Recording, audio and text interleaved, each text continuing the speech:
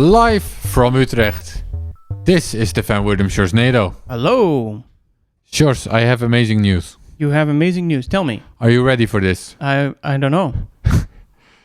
The fan Wirdum Sjorsnado now has its own feed. Its own RSS feed. Yes. So, in your own podcast app, you can find the fan Wirdum Sjorsnado.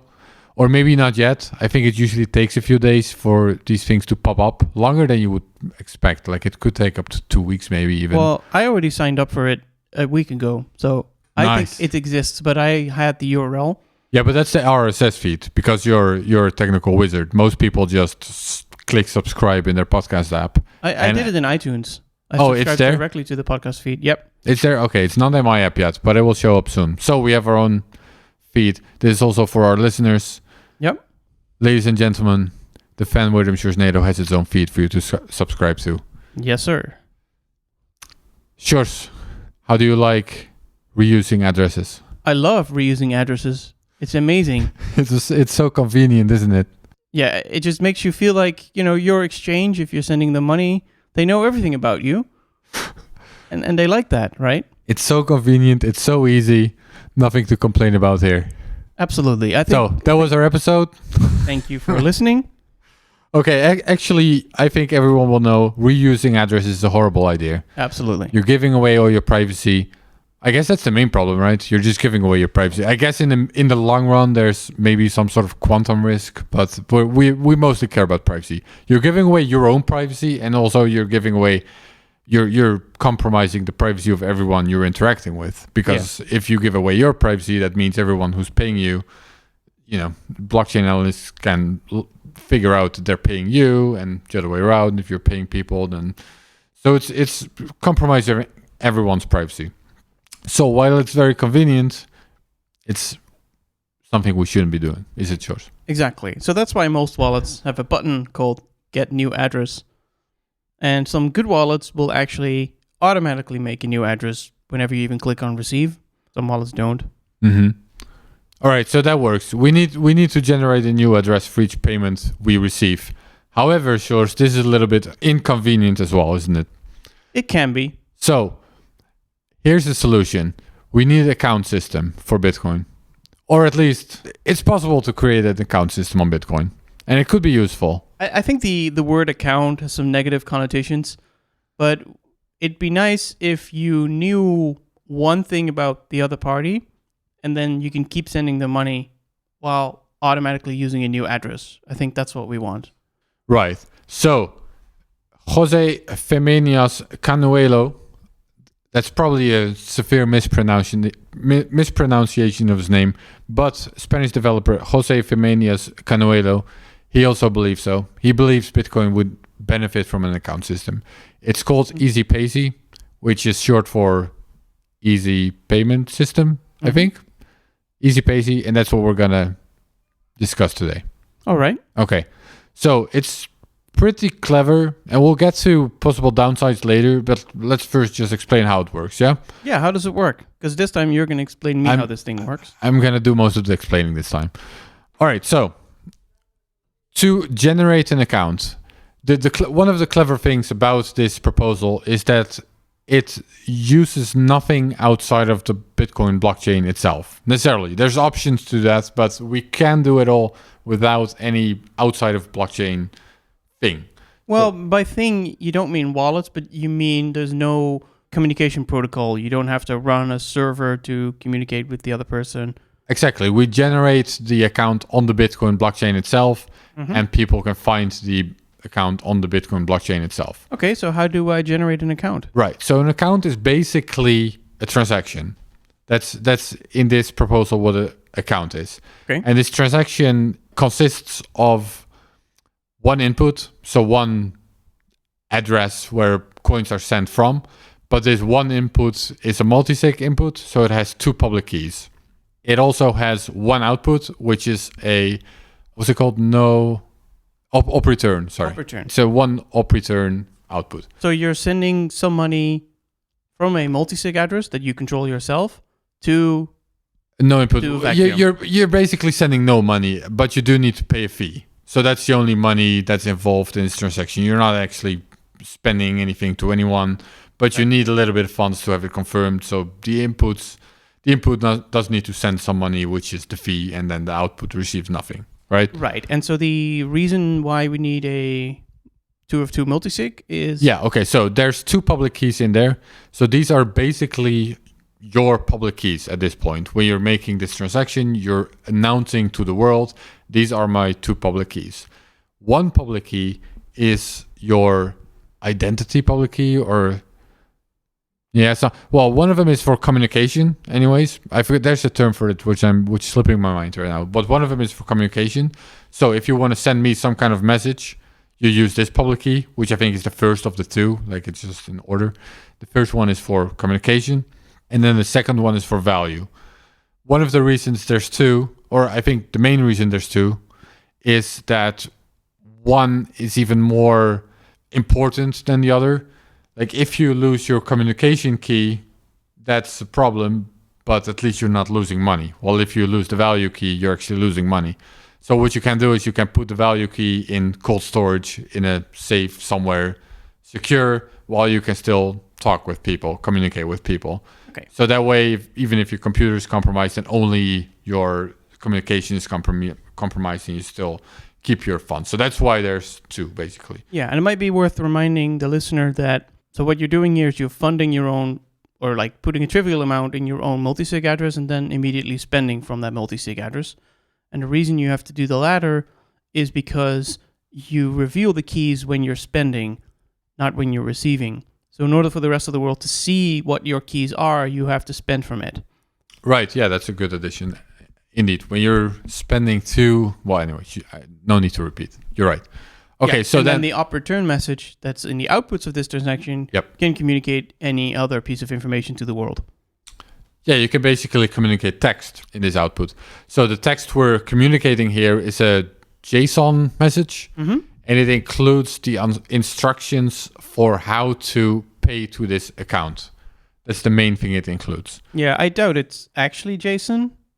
I thought it was JSON. Well, it's some sort of serialized format, probably, that you can convert to JSON.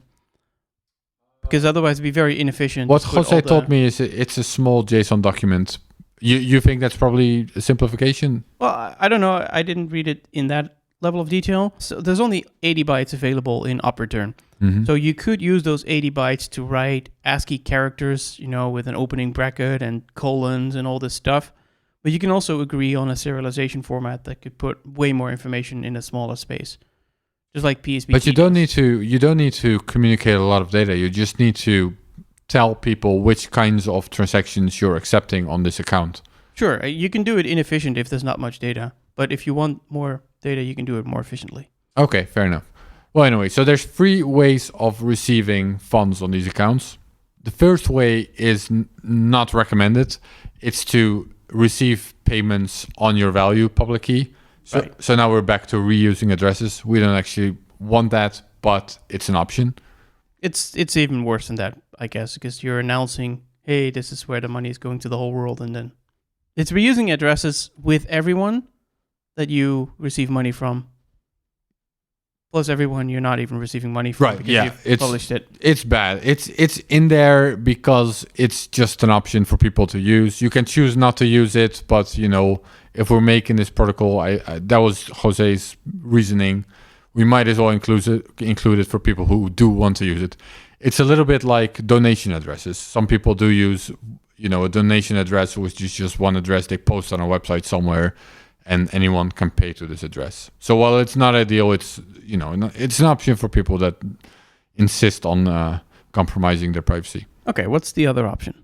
Okay, so the one I just described that's type 1. That's how Jose called it. Then that was type 0, sorry. And then type 1 is the next option, which uses the communication key basically to request an address. Okay, how do you request an address? There's different ways of doing it. You can do it through mail. This is not specified in the protocol. Okay, so this is where you do need some back and forth communication. Yes, this one is interactive. Yeah, so you can request it through email or maybe Signal or maybe some other, snail mail, however you want. It's okay, but this to me sounds like what we're already doing by giving people unique addresses. Yeah, this is pretty similar to that, indeed. So this is just one of the options in the account system. It's not all groundbreaking, sure. So tell me about this It's groundbreaking still third option, because before I fall asleep. No, just kidding. Keep going. Well, one of the interesting things here, I would argue, is that you're still signing it with your communication key to sort of prove that it's you who's requesting the payment, which can come in handy later on. Okay, so that was type 1. And then type 2, this closely resembles stealth addresses. So this is where it gets a little bit more complicated. This is where the sender of the transaction takes the recipient's, so the account holder's value key. Then the sender himself generates a public key and a private key. He uses his key pair in combination with the recipient's, the account holder's public key, to generate a new key pair. Mm-hmm. And then he sends the funds to the public key or to the address that corresponds to this newly generated key pair. Okay. So the money is going there. In this transaction, he also includes another op return in which the public key is included, the public key he generated himself. And with this public key, the account holder can use this public key to regenerate the new key pair, and thereby he can spend the funds. Okay. So the way this works, if you're an account holder, is you need to know that this transaction happened. There's two ways of figuring that out. One of them is that the sender just tells you, like, hey, I sent you some money, look at that transaction, and you can use it with the information in the op return to generate a private key, which you can use to spend the money. Or the account holder just needs to scan the blockchain to see if there are any transactions with an op return in there. And if there is, see if there's information in there that he can use to generate this new key pair that actually matches and that actually lets him spend the coins. In which case, he just finds money on the blockchain, basically, so he knows he's been paid. This is a little bit of a hassle, of course, because, it requires scanning of the blockchain and all of that.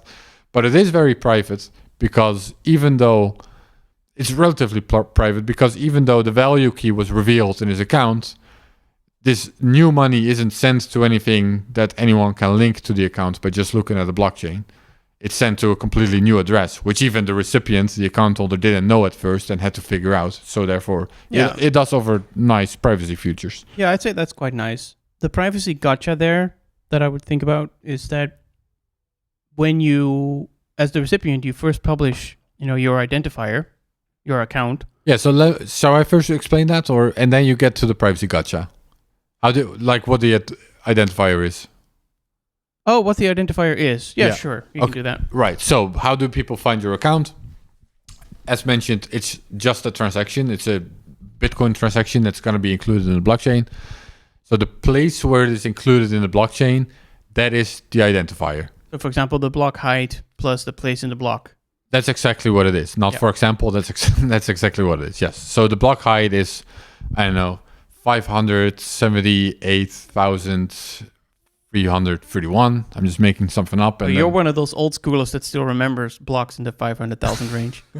No, I think that's what I used in my article when I wrote this. So that's why it's still sort of stuck in my head. I didn't use this exact number, but somewhere in the 500K range, I think.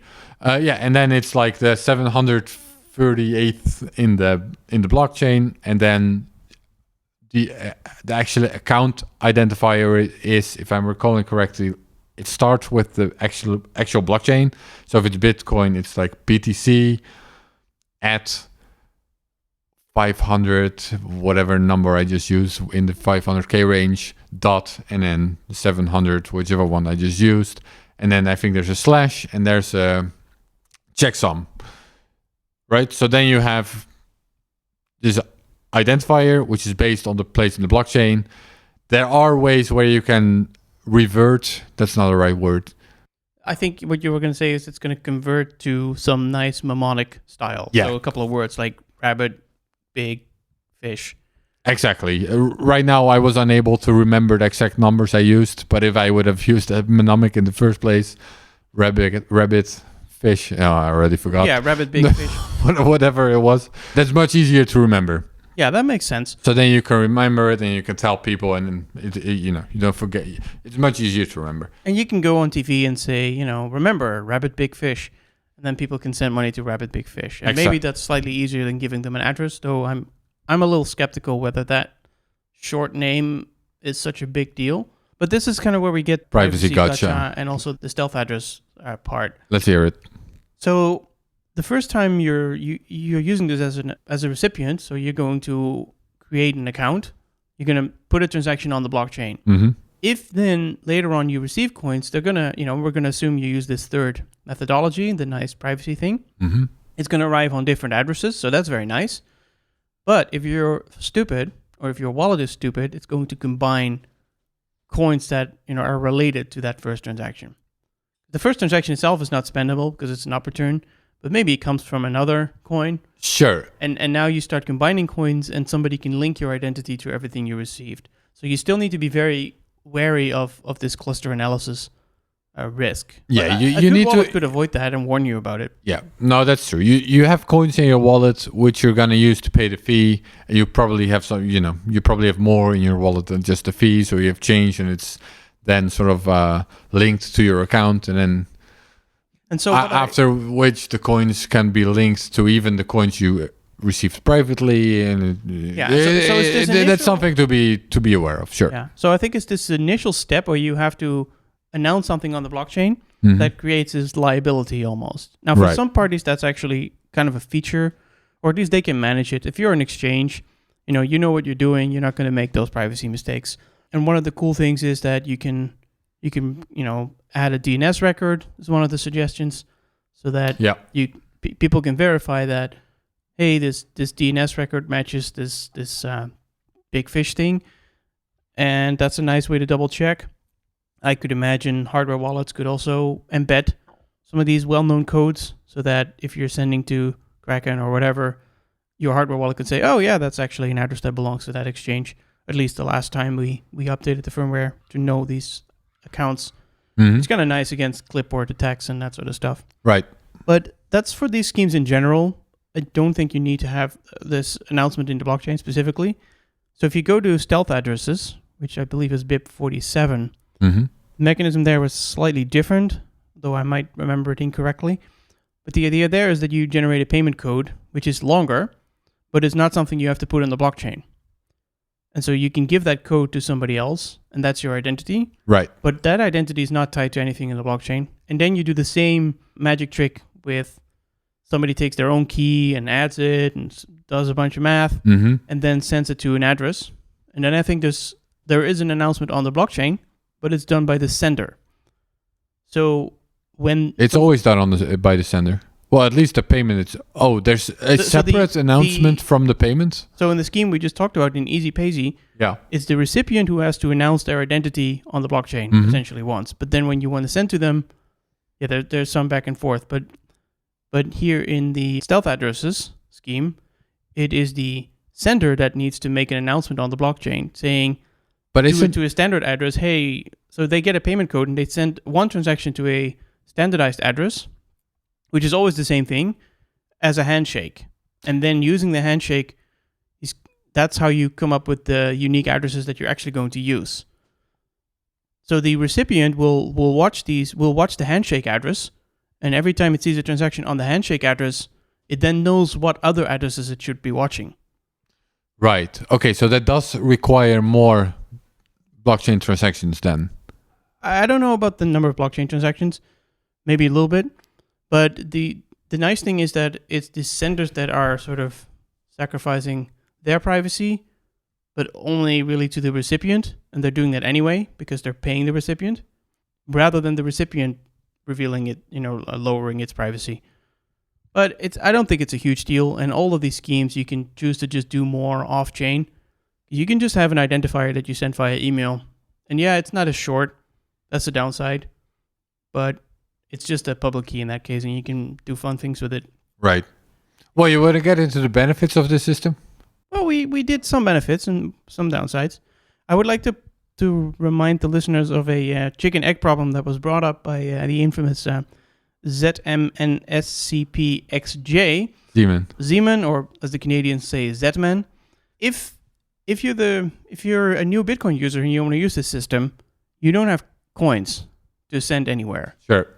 So that's a problem, but there might be ways around it, especially if you're buying coins from an exchange. Maybe they can help you set it up. I want to get into more benefits, Sjors. Okay. I think we skipped over the benefits a little bit. I mentioned a few, but give me more.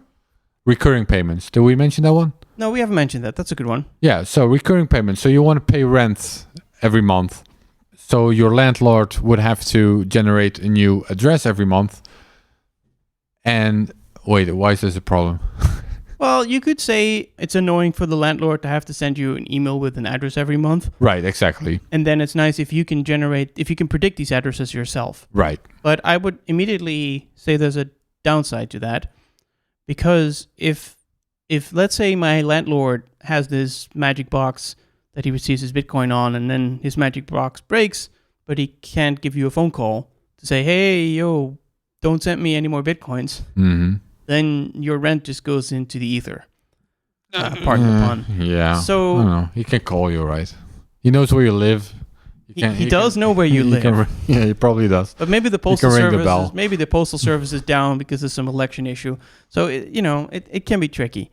And more generally, let's say you are a very sophisticated recipient of these Bitcoins. Maybe you are a landlord, and initially you just have you have one tenant that pays rent that way, and you just use your little hardware wallet, and you generate these addresses that way. All is good and well. Then you have lots of customers, and you have a lot of money.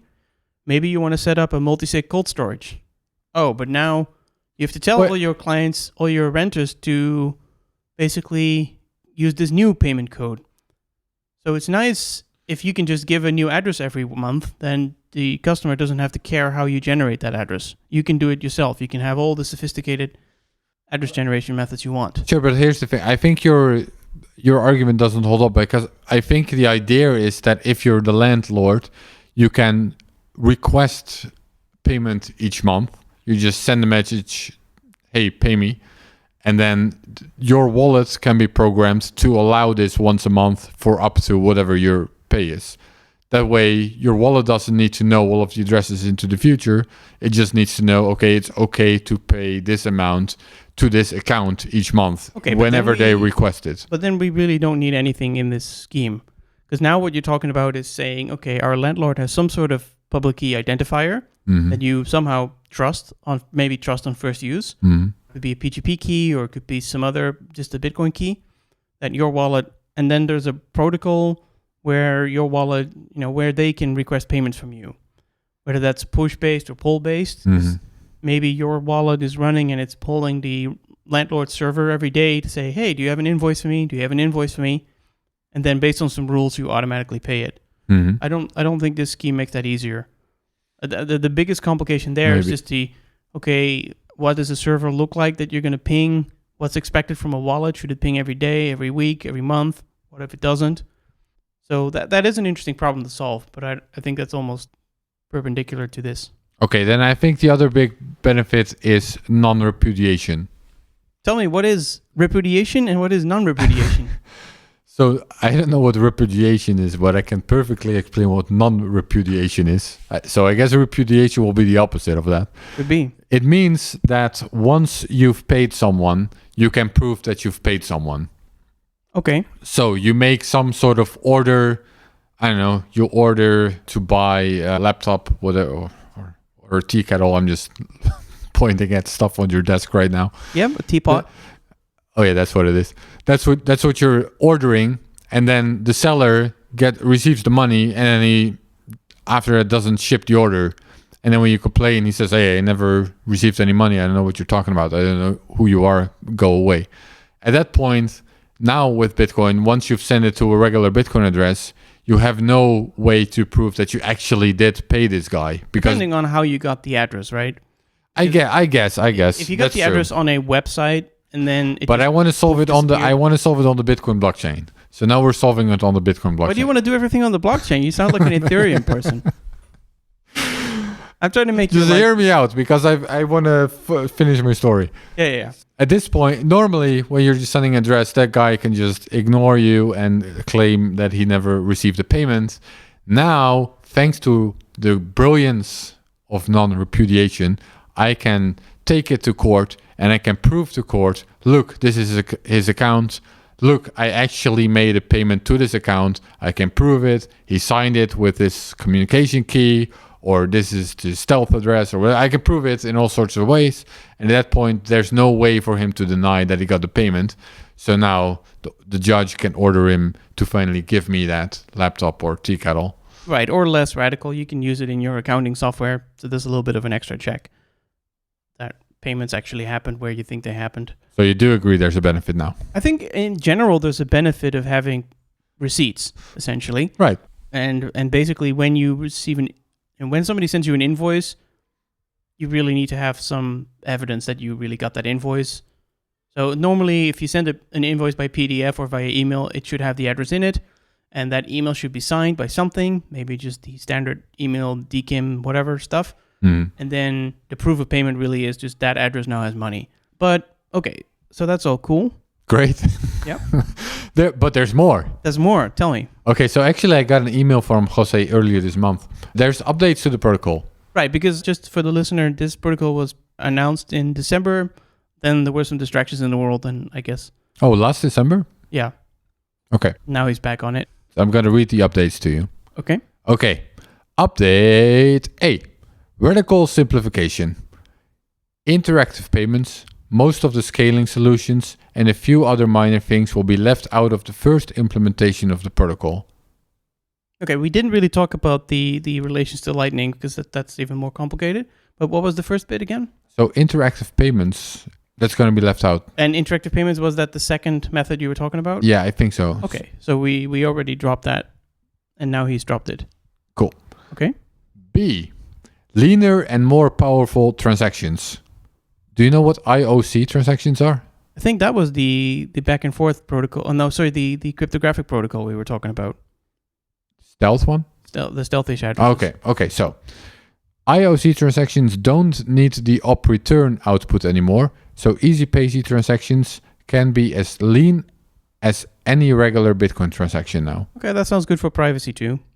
Like not having these op return things everywhere. Okay. C. Support for SPV wallets. There is a new discovery mechanism that allows for simple support for SPV wallets. Right, because we didn't really touch on that, but if you need to monitor the blockchain, that's a little bit more difficult for lightweight wallets to do than for full-fledged wallets. Yeah, so apparently that's solved. Okay, great. D. Business model. As a side effect, the discovery mechanism needed to support SPV wallets opens up the door to having a business model for easypeasy, since it will now generate revenue for investors and wallet developers. I thought it was an open protocol. None of this is really explained in the email, or maybe if I would take the effort and read the PDF. Well, let's. That's maybe for another time. To the main technical points here. Mm-hmm. I mean, everybody, people. Usually, you have a business that contributes to the ecosystem with a standard or with some code, and they might have their own plan for how to monetize that, which doesn't have to be a problem. That's all I have, Sjors. You don't sound very impressed.